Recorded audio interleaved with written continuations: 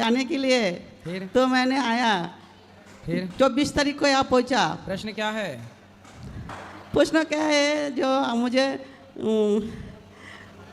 खूब यहाँ पे अच्छा लगा, आपका बारे में सुना, फिर चलो और क्या बोलो, आपको बहुत अच्छा लगा। खुश रहिए। राधे राधे। राधे राधे। जो गुरुजी राधे राधे जी, हम नैनीताल से आए थे। आज हमारी ट्रेन है, जाना है, तो हम कह रहे गुरुजी से एक बार मिल लें। बहुत अच्छा लगा यहाँ आपका सेवा, लेकिन जाने का मन नहीं कर रहा है। ऐसा लग रहा है ये मायके का धाम है, ऐसा लग रहा है हम ससुराल जा रहे हैं आज, इसीलिए बहुत बहुत बुरा लग रहा है यहाँ से जाते हुए। लेकिन ये हमारी भाभी आ रखे, सब ये कलकत्ता से आए मेरी वजह से आपका दर्शन करने के लिए। चलो ये खुश रहो। मेरी भाभी कुछ कहने चाह रहे हैं। कहो। और हम ये चाहते हैं एक बार जो हम उधर आओ काशीपुर की नैनीताल, आपकी चरण पड़ जाए तो बहुत हम भगवान समझेंगे। जो हाँ हमारे बहुत इच्छा है एक बार आप वहाँ आओ, एक बार भगवत कथा होए, मेरा बहुत मन है। जरूर आएंगे। हाँ ये मेरे भाभी आ रखे, ये हमारे कारण ही कलकत्ता से यहाँ आए आपके दर्शन करने हैं। खुश रहिए, बात कराओ। राधे राधे गुरुजी। जी कैसे हैं आप? कृपा है। हमने आपके बारे में बहुत कुछ सुने थे, इसलिए आए, हमको यहाँ पे आके बहुत अच्छा लगा। और आते रहेंगे आपके दर्शन को। और मैं ऐसे ही मोबाइल में देखती रहती हूँ आपके बारे में सब कुछ यूट्यूब पे। अच्छा है, खुश रहिए। और हम ये चाहते हैं गुरुजी, जैसा हम इतना माता है, एक एक रुपये भी जोड़ेंगे तो ये यहाँ के लिए और अच्छा होंगे। लेकिन हमारे पास तो ऐसा कोई काम नहीं है, लेकिन हमारे एक छोटा सा मकान है, वो हमने किराए पे दे रखा। हम चाहते हैं मतलब 100 रुपये हर महीना मैं यहाँ का नाम में रखता हूँ, जो हम बहुत सहारा हो जाए। बहुत बड़ा सहयोग आप कर रहे हैं, खड़े हो जाइए। राधे राधे महाराज जी। महाराज जी, मैं बहुत सालों से वीरवार का व्रत रखती हूँ, तो अभी आपकी कथा सुनती हूँ तो आप बोलते हो एकादशी का व्रत सबसे उत्तम है। तो महाराज जी मैंने आजीवन व्रत करने के लिए ऐसे संकल्प लिया था, तो फिर अब एकादशी का व्रत करने में दिक्कत होती है, कैसे करूँ फिर? तो एकादशी करते रहना, जो आपका संकल्प है वो भी कर लो। अब महाराज जी जैसे आज एकादशी का व्रत है, कल वीरवार का हो गया, तो उसमें सुबह व्रत खोलना भी होता है, फिर कैसे करूँ? कुल मिला के आपको एकादशी का व्रत नहीं करना? नहीं, एकादशी का करना है, लेकिन वीरवार का कैसे छोड़ सकती हूँ फिर? भाई बाकी व्रत तो ठीक है, पर सबसे श्रेष्ठ व्रत एकादशी है, तो आप उस व्रत को एकादशी में कन्वर्ट कर दो ना, उस व्रत की जगह एकादशी कर लो। वीरवार का नहीं करूँ? एकादशी कर लो। फिर जैसे मैंने ये बोला था, कैसे पारिवारिक कोई दिक्कत थी महाराज जी कि मैं आजीवन करूँगी, तो अब फिर करो, आपका संकल्प है तो करो, फिर वही करो, कोई बात नहीं। ठीक है करो। एकादशी के दिन फलाहार करो, चावल ना खाया करो बस। अगर वीरवार का छोड़ती हूँ एकादशी का करती हूँ तो ऐसे दोष लगता है? कोई दोष वोष कुछ नहीं है, एकादशी करना चाहिए बस। कर सकती हूँ महाराज, वीरवार का छोड़ सकती हूँ? जब संकल्प लिया तो काहे छोड़ना, चलने दो वो भी। आपका मन, जो आपको अच्छा लगे, दूध दही सब सही, जो आपको अच्छा लगे सब करो, बस सही करो, गलत कुछ ना करो। और महाराज जी आपकी कथा सुनती हूँ 2-3 साल से, बहुत परिवर्तन आया है जीवन में जी। अच्छा लगता है बहुत। खुश रहिए, भगवान आपको अच्छा रखें, प्रसन्न रखें। और कोई सवाल? प्रणाम गुरु जी। हाँ जी मैं कलकत्ता से। बोलो। मेरा प्रश्न है, मैं कौन हूँ, मैं किधर से हूँ और अंतिम में किधर जाएंगे? आप तो बता रहे हो कि आप कलकत्ता से आए हैं। हाँ मैं कलकत्ता से हूँ। हाँ आप बता रहे हैं मैं कौन हूँ, कहाँ से आया हूँ। मैं कौन हूँ, मैं पहले किधर था? आप किधर थे पहले? आप कलकत्ता में तो थे ना? नहीं, वो तो 2-4 दिन पहले, इसका पहले किधर था मैं? 1 महीना पहले। हाँ 1 महीना पहले? नहीं, मैं तो 10 दिन पहले इधर से आया। हाँ। मैं जब जन्म लिया तो कलकत्ता से लिया, लेकिन जन्म से पहले मैं किधर था? आप अपनी माँ के पेट में थे। हाँ। फिर माँ के पेट के पहले कहाँ थे, यही पूछना है? हाँ। और अंतिम में किधर जाएंगे? पहले माँ के पेट में आए, माँ के पेट के पहले आप संसार के 84 लाख योनियों में भटक रहे थे, और 84 लाख योनियों में भटकते भटकते भगवान ने आप पर दया की, और फिरत सदा माया कर प्रेरा, काल कर्म स्वभाव गुण घेरा। फिर बड़े भाग्य मानुष तन पावा, बड़े भाग्य से भगवान ने आप पर कृपा की, और 84 लाख योनियों से निकालकर मनुष्य का शरीर दिया। अब अच्छे कर्म कर लोगे तो बैकुंठ मिल जाएगा, गलत कर्म कर लोगे तो फिर 84 का चक्कर आएगा, फिर जन्म लो, फिर मरो, फिर वही कुत्ता बिल्ली बनना पड़ेगा। राधे राधे। अच्छे कर्म करो बस। गुरुजी आपके चरणों में कोटि कोटि नमन। जी। गुरुजी मैं औरैया से अंजू पांडे बोल रही हूँ, और हमारे 2 बेटे हैं ट्विंस, लवकुश पांडे। तो मैं गुरुजी आपके गुरुकुल में कराना चाहती हूँ, मैं बहुत परेशान हूँ। तो मैं पिछले साल भी आई थी, पर आपसे बात नहीं हो पाई थी। कौन सी कक्षा में है बच्चे? 7th क्लास में आ गए। चलो ठीक है, बात करो इनको, क्या कह रहे हैं। राधे राधे गुरुजी। जी। मैं ये कहना चाह रहा था आपसे कि बात तो मतलब हम कहीं बाहर भी करेंगे तो भी आदमी हमारी बात सुनेगा, पर दूर तक हमारी आवाज़ और दूर तक हमारा कोई देख नहीं सकता है, और आपके माध्यम से हमको मतलब हर जगह देख सकते हैं लोग। जी। अभी आज मैं सुबह के टाइम में सोम आश्रम के पास में दुकान है, तो एक मुसलमान ने आज वो बात कही जो हमको मतलब सुनने में बहुत बेकार लगा। क्या कहा?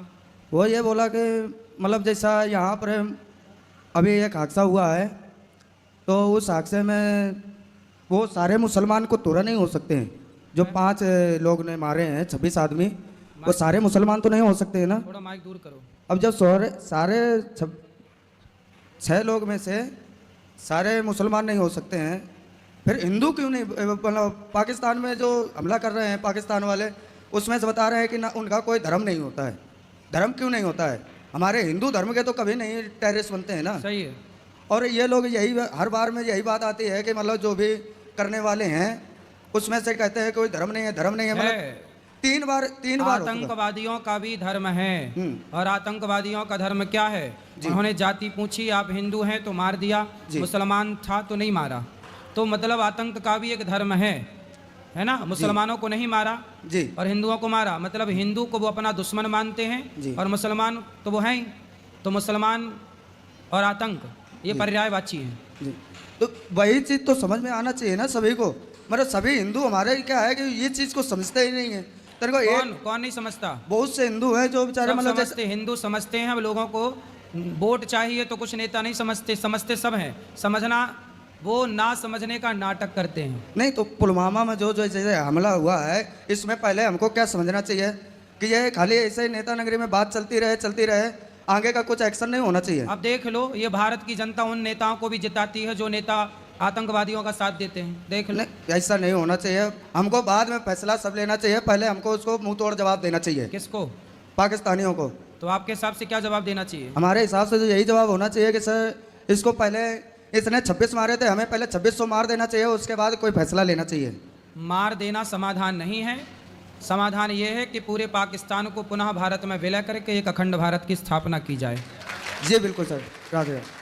साला खेल ही ना रहे पाकिस्तान का। जी, एक भारत, पूरी सेना जाए जी, और उनको अपने कब्जे में ले, जो उत्पात मचाए जेल में डाले, और पूरे पाकिस्तान को हिंदुस्तान पुनः बना लेना चाहिए। पर गुरुदेव ये बात तो है कि अभी मैं तेरे को मान लो कि कुछ गुनहगार हैं, उनको हम जेल में डाल दें, पर जेल में डालने के बाद फिर कोई नया तैयार होता है, फिर उसको छुड़वाता है। कौन? यही नेता ही होते हैं। अरे अब तो पाकिस्तान जब भारत का हिस्सा हो जाएगा तो फिर क्या दिक्कत है? तो हिस्सा बनाना ना चाहिए ना। कई बार तो 3 बार तो हिस्सा बना चुके, उसके बाद भी तो हमला ही कर रहे हैं। नहीं, अभी बना नहीं है बेटा। हम जो बात कह रहे हैं वो एक बार में ही खत्म हो जाएगी कहानी सारी। पूरा पाकिस्तान एक हिंदुस्तान। पुनः जो गलती महात्मा गांधी जी ने की उस गलती को सुधार लिया जाए। बंटवारे की गलती ये होना चाहिए सर। राधे राधे गुरुदेव। राधे राधे गुरुजी। जी, हमने एक संस्कृत का कोटेशन पढ़ा है, उसमें लिखा है अहिंसा परमो धर्म। ठीक है। अगर कोई व्यक्ति ऐसा आता है जो हमारे फैमिली, हमारे दोस्त या हमारे जानने वाले की हिंसा करता है, उन्हें प्रताड़ित करता है, तो ऐसी सिचुएशन में हमें क्या करना चाहिए? उसके साथ अहिंसा करना चाहिए या हिंसा करना चाहिए? देखो, अर्जुन ने भी गांडीव उठा करके और गलत दुष्टों को मारा। कई बार पाप करने वाले को मार देना धर्म होता है। जैसे झांसी की रानी ने अंग्रेज़ों को मारा तो उन अंग्रेज़ों को मारना ही धर्म था। शिवाजी ने मुग़लों को मारा, महाराणा प्रताप ने मुग़लों को मारा, उनको मारना ही धर्म था। ऐसे पापी को मार देना ही धर्म है। इसलिए जहाँ ज़रूरत पड़े तलवार की, वहाँ तलवार ज़रूर उठाना चाहिए। जहाँ ज़रूरत तलवार उठाने की है, यदि वहाँ आपने नहीं उठाया तो फिर वो पाप हो जाएगा। इसलिए जहाँ ज़रूरत तलवार उठाने की है अवश्य उठाना चाहिए। हमारे हिंदुओं ने यही तो गलती की, सरकार के भरोसे रहते रहते तलवार चलाना छोड़ दी। भूल गए अब किसी से डंडा चलाना नहीं आता, तलवार की तो छोड़ो। इसलिए भारत एक समय पर ऐसा था कि हमारी लड़कियां भी युद्ध करती थी। झांसी की रानी, दुर्गावती, अहिल्याबाई, होलकर, ये सब इसका गवाह है इतिहास में। तो हमारे यहाँ की लड़कियां भी ये तलवार चलाना जानती थी, युद्ध लड़ना जानती थी। मतलब हमारा देश कितना शिक्षित था कि हमारे यहाँ लड़कियां जानती थी युद्ध की नीतियाँ। फिर तो हमारे यहाँ सब जानते थे, जब तक देश तलवार चलाना जानता था तब तक हमारा देश सुरक्षित था। अब तलवार चला, बात फिर तलवार चलाने में एक गलती और हो गई। गलती ये हो गई कि हमने ज़रूरत से ज़्यादा दया कर ली। जैसे हमारे यहाँ पृथ्वीराज चौहान 17 बार मोहम्मद गौरी को छोड़ दिया, उसने पकड़ा तो उसने एक मौका नहीं दिया, आंखें फोड़ डाली, संयोक्ता को जिंदा जौहर करना पड़ा। इसलिए दया उस पर मत करो कि जिस पर दया करने के बाद आपकी बहन बेटियों को जिंदा जलना पड़े। इसलिए दया ज़रूरत से ज़्यादा ना हो, क्योंकि वह दया ही बाद में पतन का कारण बन जाएगी। इसलिए दया उतनी जितनी ज़रूरी है। बाकी तलवार चलाना सीखो और झांसी की रानी बनो। बेटियों को झांसी की रानी, बेटों को शिवाजी बनाओ यदि अच्छा भारत चाहते हो तो, वरना ऐसे आतंकवादियों के हाथ मरते ही रहना है तो फिर कुछ मत चलाओ। गुरुजी एक और क्वेश्चन है, स्वर्ग क्या है और नर्क क्या है? स्वर्ग क्या है? कहते हैं कि जननी जन्म भूमश्चा स्वर्गादपि गरीयसी, जन्म देने वाली माता और जन्मभूमि ही स्वर्ग होती है, यही स्वर्ग है। माँ की सेवा में स्वर्ग है, माँ की गोद में स्वर्ग है, और जन्मभूमि जो आपकी मातृभूमि है वह स्वर्ग से कम नहीं है, इसी को स्वर्ग कहा गया। जननी जन्म भूमश्च स्वर्गादपि गरीयसी, यही स्वर्ग है। राधे राधे गुरुजी। जी गुरुजी मैं पंजाब से हूँ ते और मैं पंडित हूँ, ते कॉलेज में पढ़ता हूँ, ते दोस्त मजाक उड़ाते हैं, आप बताओ क्या करूँ? हैं? कॉलेज पढ़ता हूँ, मैं पंडित हूँ, दोस्त मजाक उड़ाते हैं मेरा। दोस्त काय बात का मजाक उड़ाते हैं? किस बात कि का? तुम पंडित हो ब्राह्मण हो इसलिए। अरे तो पंडित हैं तो ये तो गौरव का विषय अच्छा है। तो कौन लोग मजाक उड़ाते हैं? मेरे दोस्त। कौन है वो दोस्त? वो अदर कास्ट के हैं। उनसे बोलना कि दुनिया को जिसने गणित सिखाई ना 0 दिया वो आर्यभट्ट पंडित थे। चाणक्य ने चंद्रगुप्त को पढ़ा लिखा करके योग्य बना के सम्राट बनाया, बोलना वो चाणक्य पंडित थे। राम को शिक्षा दीक्षा देने वाले वो वशिष्ठ पंडित थे। परशुराम 21 बार क्षत्रियों को विहीन करने वाले वो परशुराम पंडित थे, ब्राह्मण थे। बताओ उन मूर्खों को। क्या करूं गुरुजी, इसलिए मन गलत जगह जाता है, मन करता है सुसाइड कर लूं। अरे राम राम, तुम मरने चले, काहे मरोगे? बहुत परेशान करते हैं वो। कौन? दोस्त। तो वो दोस्त नहीं है, नालायक दुश्मन है वो आपके। ऐसे लोगों के चक्कर में क्यों पड़ते हो? जी ऐसे लोगों को दो जूता मारो, अलग करो, दोस्ती वोस्ती। अच्छे लोगों के साथ रहो, जो आपको नेगेटिविटी से भरे, जो आपके आसपास नकारात्मकता फैलाए, ऐसे लोगों से दूर रहना चाहिए। जो आपको पॉजिटिविटी से भरे उसके साथ रहना चाहिए। इस देश में ब्राह्मण क्षत्रिय वैश्य शूद्र सबका अपना अपना योगदान है और सब श्रेष्ठ हैं, कोई छोटा या बड़ा नहीं। ब्राह्मण होना तो गर्व है। ब्राह्मण सुदामा थे, उन ब्राह्मण के पांव धो करके नेत्रों के जल से भगवान श्री कृष्ण ने सम्मान किया था। ब्राह्मण तो सम्मान, सुदामा जैसे ब्राह्मण भगवान कृष्ण की सभा में सम्मान पाते हैं, तो ब्राह्मण होना तो अच्छा है, बुराई क्या है? धन्यवाद जी, खुश रहो।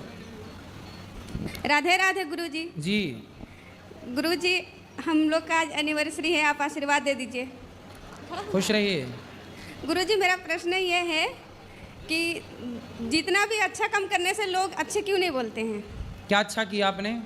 गुरुजी, मैं एक नर्सिंग स्टाफ हूँ, दिल्ली में जॉब करती हूँ। तो हमारे शादी को आज 1 साल पूरा हो गया। तो हम लोग थोड़ा अलग रहते हैं। ये मेरे हस्बैंड जी है बेंगलोर में रहते हैं, मैं दिल्ली में रहती हूँ। तो बीच बीच में मिलते रहती हूँ। तो लोग बोलते हैं कि शादी करने के बाद अलग अलग नहीं रहना चाहिए, क्या ये सही है कि गलत है? नहीं तो अलग अलग क्यों रहती हो, साथ में रहो पति के। तो अभी साथ में रहने के लिए थोड़ा सा टाइम है, जैसे 6 महीने के लिए, तो अलग नहीं रह सकते हैं। हाँ, तो 6 महीने बाद फिर साथ में रहो, तो अभी अलग रहना बहुत ज़रूरी है। तो लोग बोलते हैं कि साथ में रहना जरूरी है। हाँ, ये तो हम समझते हैं कि साथ में रहना चाहिए, पर अपने पैर में खड़े होने के लिए तो कुछ दिन अलग रह सकते हैं ना। तो अभी भी तो आप अपने पैर में खड़ी हो, कौन से पति की छाती में चढ़ी हो? नहीं, ये तो अपने पैर में खड़े हैं, लेकिन कंफर्टेबल हो जाने के लिए। अरे अब तो सुनो, अपने पैर में ना खड़े रहो, पति के पैर में खड़ी रहो। अब तो शादी हो गई, अब पति करेगा जो करेगा, आप तो मस्त आराम से रानी बन के रहो। नहीं गुरुजी, जब हम कर रहे हैं, जब नहीं करते तो पति के भरोसे में ही रहते हैं। अब देखो, पति आपका झोला लिए खड़ा बेचारा है, आप काम करोगी, पति आपका झोला उठाएगा। पति काम नहीं करते।